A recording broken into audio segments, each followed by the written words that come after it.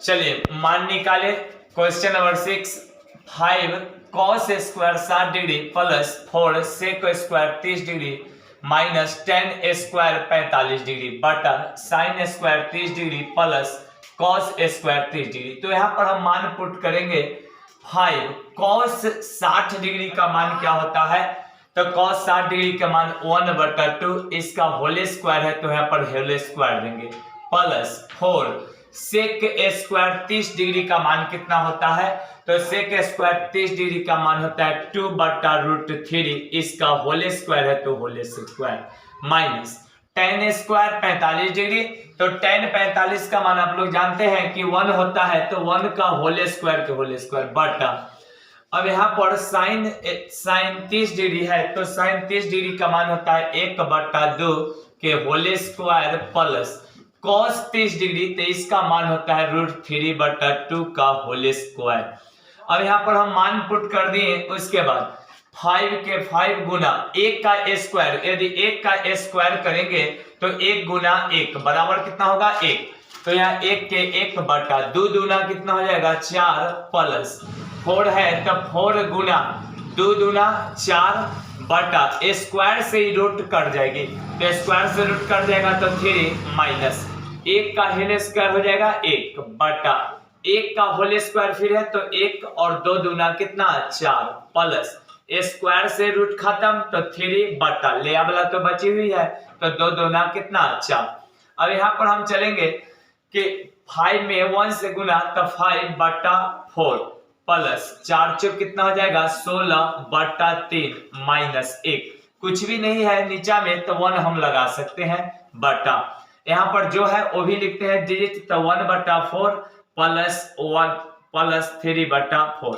यहाँ पर फिर हम भिन्न का इसका जोड़ करेंगे वहां ऊपर वाले को और ले वाले को, तो 4 और 3 का एलसीएम, इसमें एलसीएम नहीं निकलेगी तो गुना होगा 4 3 12। अब 4 का पहरा कै बार पढ़ेंगे तो 12 आएगा, तो 3 बार, तब 5 में गुना तब 5 3 15 प्लस 3 का पहरा 4 बार, तो 4 तक 16 चौका हो जाएगा 64 माइनस 1 का पहरा 12 बार, तो ऊपर में 12 से गुना बटा, जो यहाँ पर 4 और 4 है तो 4 और 4 का एलसीएम 4, 1 बार तो 1 प्लस 1 बार है तो 3। यहाँ पर अब हम पुनः रूप से 15 और 64 दोनों प्लस में तो इसको जोड़ देंगे तो 5 4 9 6 1 कितना हो जाएगा 7 बट माइनस 12 बटा में यहाँ कितना है 12 बटा 3 और 1 को जोड़ देंगे तो 4 और 4 के 4 बटा जो है से। अब इतने 79 में से 12 जाएगा तो पुनः 20 जाएगा 12 तो 79 में से 12 को घटाते हैं तो 9 में से 2 जाएगा तो 7, 7 में से 1 जाएगा तो 6, तो 67/12 और 4/4। यहाँ भिन्न का गुना हो गया, भाग है तो भिन्न का गुना कर देंगे, 67/12 ले वाला ऊपर और ऊपर वाला ले या काट भी सकते हैं तो 4/4। अब 4 3 12 67/4 आंसर के आंसर। उस बिंदु के निर्देशांक ज्ञात करें जो बिंदु ब्रैकेट -1,7 ब्रैकेट बंद और ब्रैकेट 4,-3 ब्रैकेट बंद को मिलाने वाली रेखा खंड को 2:3 के अनुपात में अंत विभाजित करता है। तो इसको आप लोग जानते हैं कि यदि अनुपात को अंत विभाजित करने वाली आई तो यहाँ पर कह रहा है 2:3, तो यहाँ पर लिख देंगे 2:3। अब उसके बाद हमारा बिंदु का मान कितना है तो -1,7 और एक है 4,-3, तो इसको हम मानेंगे x1 तो इसको मानेंगे x2, इसको मानेंगे y1 तो इसको मानेंगे y2 के y2, इसको है यह अंत विभाजित तो इसको m और इसको क्या मान लेंगे n। इसका फॉर्मूला होता है कि निर्देशांक बराबर mx2 प्लस nx1 बटा m प्लस n, कौमा हम यहाँ पर x का मान सब ले लिए तो अब लेंगे y का my2 प्लस ny1 बटा m प्लस n। अब हमें जो मान देगी वह मान को पुट कर देंगे। m का मान यहाँ पर कितना है 2, तो 2 गुना x2 का मान है 4 तो 4 प्लस n का मान कितना है 3 गुना x1 का मान है -1 बटा m प्लस n तो 2 प्लस 3 कॉमा अब यहाँ पर m का मान कितना है 2 गुना y2 का मान कितना है -3 प्लस n का मान है 3 गुना y1 का मान है 7 बटा m प्लस n तो 2 प्लस 3। अब यहाँ पर देखिए 4 गुना कितना होता है 8 प्लस माइनस माइनस 3 का पर एक बार तो 3 और 2 कितना हो जाता है 5 कॉमा 3 दुना 6 प्लस 7 21 3 दो कितना तो 5। अब चलिए 8 में से 3 गया तो बच जाएगा 5 बटा 5 कॉमा 21 में से 6। देखिए माइनस यदि छोटा भाई में लगा हो तो माइनस कभी नहीं जाएगा। यदि माइनस यह लगा रहता -21 प्लस 6 तो यह माइनस जाती, लेकिन छोटा भाई में -6 में लगा हुआ है तो नहीं जाएगा। 21 में से 6 गया तो 15 बटा में 5 5 15 और एक बार 1 तो 1,3 का 3 आंसर का आंसर। किसी बेलन के वक्र पृष्ठ का क्षेत्रफल 1760 सेंटीमीटर स्क्वायर एवं इसके आधार की त्रिज्या 14 सेंटीमीटर है तो बेलन की ऊंचाई क्या होगी। तो देखिए यहाँ पर क्षेत्रफल मुझे पता है कि क्षेत्रफल बराबर 1760 और उसके बाद त्रिज्या यानी त्रिज्या r का मान कितना है तो 14 और हमें निकाल के दिखाना है बेलन की ऊंचाई। तो ऊंचाई h बराबर हम दे देंगे इप्सिलॉन। अब डायरेक्ट चलिए हमको निकाल कर जो लाना है बेलन के वक्र पृष्ठ का क्षेत्रफल।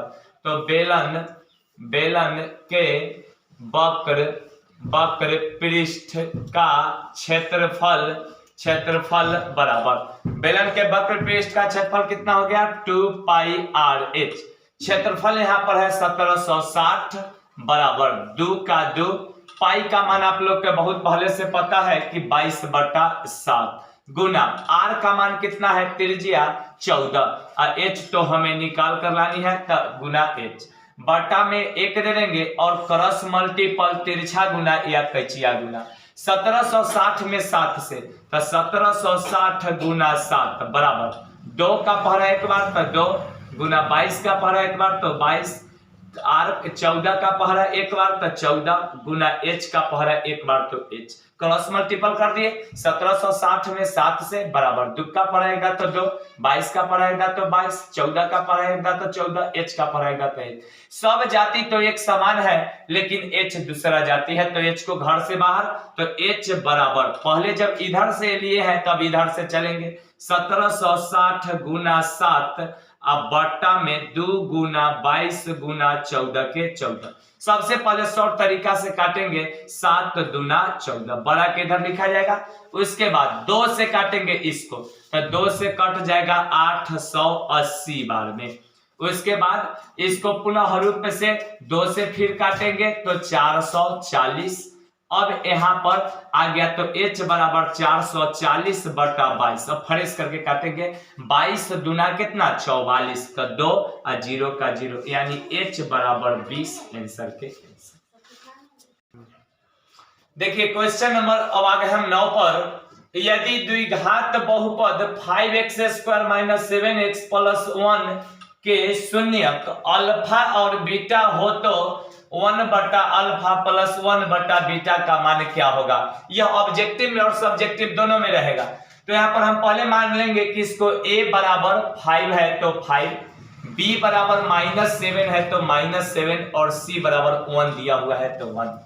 अब यहाँ पर फॉर्मूला से चलेंगे कि क्या कह रहा है तो 1/α + 1/β।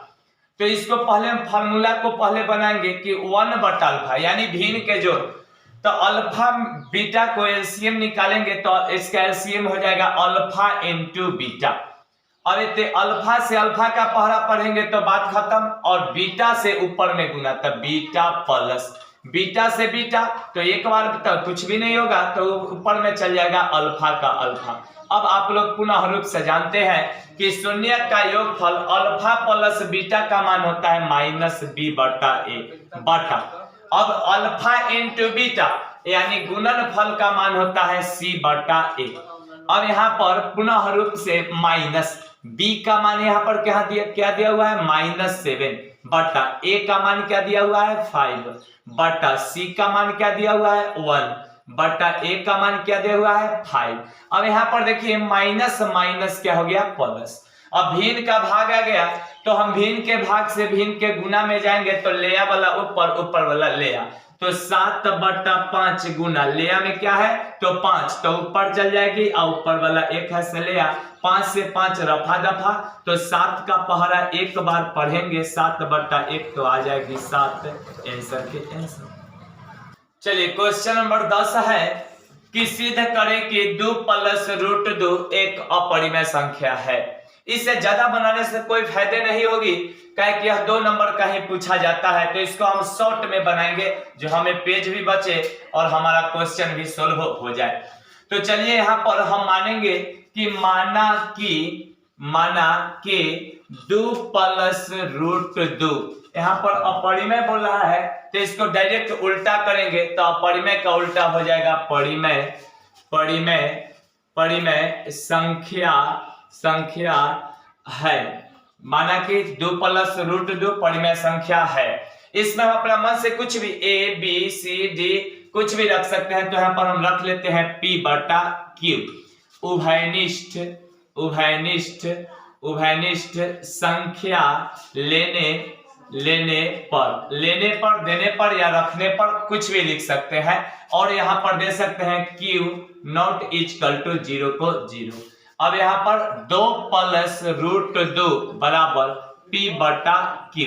यहाँ पर देखिए 2 है सो अपना जाति है यह परिमेय हो जाएगी, और 2 जो इधर से है इधर से चल जाएगा अपना जाति में, तो √2 बराबर p/q प्लस से इधर चल रहा है कितना खाते में तो माइनस में। अब यहाँ पर क्लियर हो गई यहीं से कि √2 अपरिमेय है और a जो है सो परिमेय है, तो √2 एक अपरिमेय संख्या है, परंतु p/q -2 परिमेय इसलिए मान गलत है।